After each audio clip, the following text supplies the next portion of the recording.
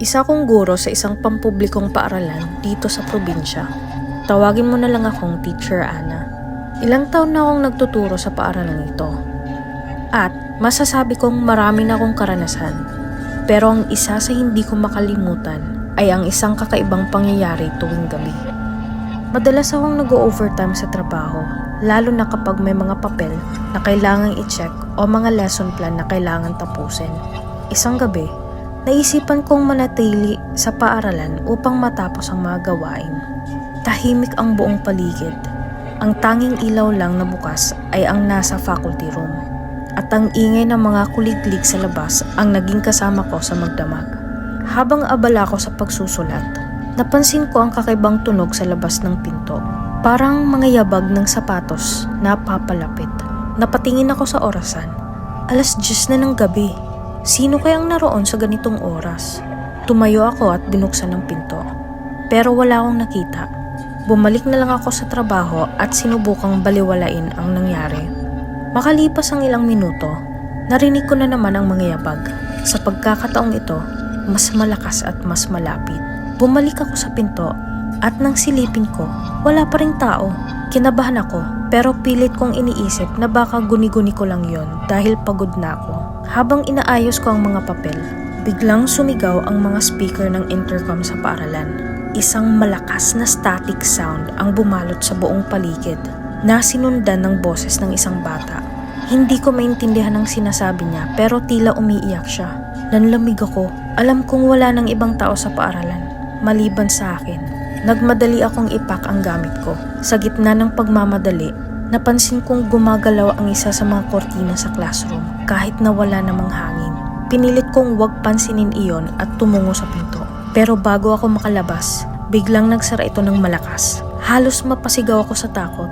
Naghahanap ako ng paraan para makalabas nang mapansin ko ang isang notebook sa mesa na hindi akin. Pagbukas ko rito, puro pangalan ng mga estudyanteng matagal nang wala sa paaralan ang nakasulat. Ang mas nakakakilabot, may nakasulat na mensahe sa dulo. Nandito kami, huwag kang aalis. Halos tumigil ang tibok ng puso ko.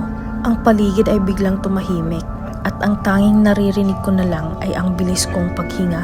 Sa sulok ng mata ko, nakita kong may gumagalaw sa gilid ng classroom. Isang anino, pero hindi ito mukhang tao. Hindi ko na inisip ang gamit ko. Tumakbo ako palabas ng pinto at diretso na sa gate ng paaralan. Ngunit nang makarating ako roon, nakasara ang gate. Wala akong magawa kundi ang tumayo roon at magdasal. Sa gilid ng aking paningin, nakita kong may isang batang babae na nakaputi na nakatayo sa gitna ng quadrangle. Nakatingin siya sa akin. Bigla siyang nagsimulang maglakad papunta sa akin. Nararamdaman ko ang kilabot na tumatakbo sa buong katawan ko. Tumingin ako sa paligid pero wala akong ibang matakbuhan. Sa pagkakataong yun, tila bumigay ang katawan ko at nawalan ako ng malay. Nagising ako kinabukasan sa may guardhouse. Ang gwardya ang nakakita sa akin. Ayon sa kanya, narinig niyang may umiiyak malapit sa gate kaya niya ako nilapitan. Pero sinabi niyang wala siyang nakita maliban sa akin na nakahandusay. Hanggang ngayon, hindi ko pa rin maipaliwanag kung ano ang nangyari sa gabing yon. Ang alam ko lang, may kakaibang presensya sa paaralan tuwing gabi. At sa tuwing natatapos ang klase, hindi ko na hinahayaang abutin pa ko ng dilim sa lugar na yon. Grade 10 ako ng mga panahong sumama ako sa mga kaibigan kong mga sakristan para magsilbi sa simbahan dito sa maliit na simbahan sa amin. Kung minsan ay kumakanta din kami o nagka-choir. Isang gabi, nagdesisyon kaming magpahuli ng mga kagrupo ko sa choir para mag-practice sa loob ng simbahan. Naging maganda naman ang takbo ng practice namin. Nang biglang may narinig kaming parang nahulog na babasagin sa gilid ng altar. Nagsitayuan kaming lahat at pinuntahan namin ang pinanggalingan ng narinig naming tunog. Nanlaki ang aming mga mata nang makita naming nahulog at nabasag ang maliit na replika ni Jesus. Patay tayo ni Padre. Bakit kaya nahulog? Sabi ng isa naming kasama. Wala naman sigurong ibang tao dito, di ba? Tanong ng isa pa naming kasama. Tara, uwi na tayo. Pabayaan na natin yan. Tayo pa mapapagalitan yan eh. Tugon ng isa pa naming kasama. Oo nga, Magpanggap na lang tayong walang alam bukas. Tutal, hindi naman natin kasalanan yan eh. Dagdag pa ng isa naming kasama. Uy, wag. Linisin muna natin, tas ipaalam na lang natin kay Padre ang nangyari. Sabi ko. Bahala kayo dyan, basta ako uuwi na. Ako din. Maya-maya pa, may narinig kaming parang umiiyak. Sino yun? Sabi ko. Nagtitigan kaming lahat. Bakas na ang takot sa mga mukha ng mga kasama ko. Maya-maya pa ay nakita namin ang isang birhen na umiiyak. Kitang-kita namin sa mga mata namin ang imahe ng mahal na Birheng Maria na umiiyak. Na parang nagluluksa siya dahil nahulog at nabasag ang imahe ng kanyang anak na si Jesus. Walang ano-ano at nagsitakbuhan kami palabas ng simbahan. Sobrang takot na takot kami ng mga panahong yon. Kaya dali-dali kaming umuwi sa kanya-kanya naming bahay. Kinabukasan, araw ng linggo, nagulat kami nang makita namin andyan pa rin ang imahe ni Jesus at hindi ito nabasag. Nagtitigan na lang kaming magkakaibigan at napailing sa mga nangyayari. Siguro ay sinisita lang kami dahil gabi na at kailangan na naming umuwi.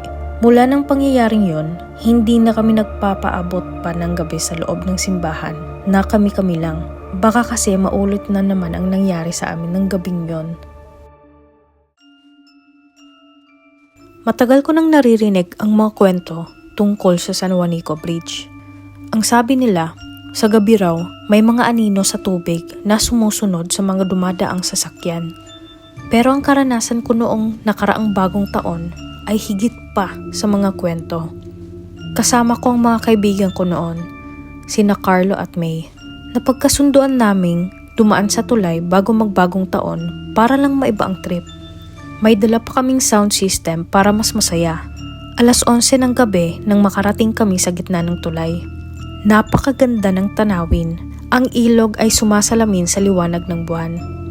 Selfie tayo dito para epic, sabi ni May habang kinukuha ang kanyang cellphone. Tumigil kami sa isang bahagi ng tulay. Wala masyadong dumadaan kaya parang amin ang buong lugar. Habang nagsiselfie kami, napansin kong parang may anino sa likuran namin. Teka, sino yun? Tanong ko. Paglingon namin, wala naman tao. Pero nang tiningnan namin ang litrato, kitang-kita ang isang lalaki sa likuran namin. Nakasuot siya ng lumang damit, parang barong. Pero puno ng putik ang kanyang katawan. Ano to? Prank ba to? Tanong ni Carlo. Halatang kinakabahan. Umiling si May. Halata rin ang takot sa mukha niya. Pagkatapos nun, napansin namin na parang lumalamig ang hangin sa paligid. Biglang nawala ang ingay ng mga kuliglig at ang ihip ng hangin ay naging sobrang tahimik. Maya-maya pa, narinig namin ang tunog ng mga yabag. May paparating bang sasakyan? Tanong ko. Pero wala namang ilaw ng headlights na nakikita. Habang papalapit ang yabag, parang mas nagiging mabigat ang pakiramdam ko. Bigla na lang may bumulong sa tenga ko. Bakit kayo narito? Napatalon ako sa gulat. Napalingon ako pero wala akong nakita. Ngunit nang tingnan ko ang mukha ni na Carlo at May, alam kong narinig din nila yon.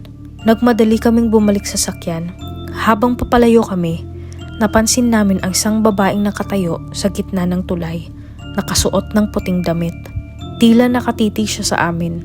Tumigil kami para silipin, pero nang ibalik namin ang tingin, wala na siya roon. Pagdating namin sa bayan, ikinuwento namin ang nangyari sa isang matandang tindera. Umiling siya at nagsalita. Mga anak, noong ginagawa ang tulay na yan, maraming nawalan ng buhay. Sabi nila, may mga kaluluwa na hanggang ngayon ay hindi pa rin matahimik, lalo na ang babaeng yon.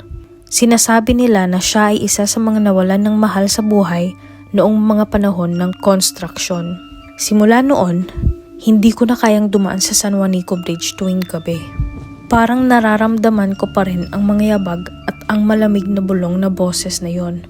Kung may bala kayong bumisita roon, sana ay mag-ingat kayo. May mga bagay na mas mabuting hindi ginagalaw o ginagambala.